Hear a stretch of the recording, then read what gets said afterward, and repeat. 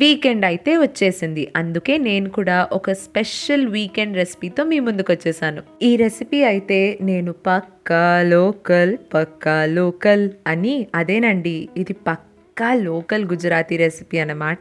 ఈ మేతికా గోటాకు కావాల్సిన main ingredient మెంతి కూర. నేను ఇక్కడ 1 కప్పు మెంతి కూరను క్లీన్ చేసుకుని వాష్ చేసుకుని తీసుకున్నాను. మెంతి కూరతో పాటు ఒక 10 నుంచి 12 పచ్చిమిర్చి తీసుకోవాలి. చూపిస్తున్న విధంగా మెంతి కూరను అయినంత సన్నగా తరిగి ఉంచుకోవాలి. మెంతి కూర ఆకులాకులుగా ఉంటే అస్సలు బాగోదు ఈ మేతికా గోట.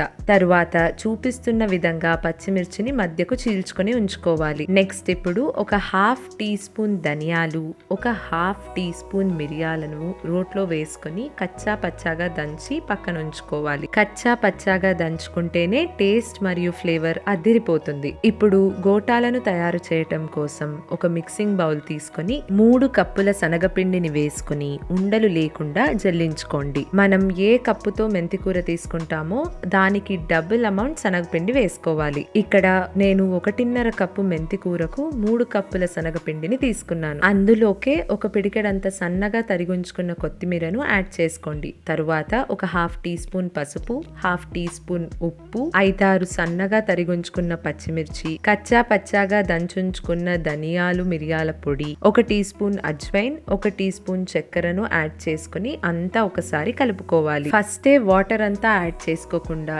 చూపిస్తున్న విధంగా మెల్లమెల్లగా వాటర్ యాడ్ చేసుకుంటూ కలుపుకుంటూ పిండిని జారుగా రెడీ చేసుకోవాలి. నాకు ఈ పిండిని తయారు చేయటం కోసం 1 కప్పు వాటర్ కరెక్ట్ గా సరిపోయాయి. పిండిని చూపిస్తున్న విధంగా చేతిలోకి తీసుకొని కిందికి వేస్తున్నప్పుడు పిండి ఇలా జారుగా ఈజీగా కింద పడాలి. బ్యాటర్ ఇలా ఉందంటే మేతికా గోటాకు పర్ఫెక్ట్ అని చెప్పొచ్చు. ఇప్పుడు మీకోసం ఒక సీక్రెట్ టిప్. అదేంటంటే మేతికా గోటాలు సూపర్ సాఫ్ట్ గా రావటం కోసం అందులోకి 1 టీ స్పూన్ సోడా పొడి యాడ్ చేసుకోవాలి.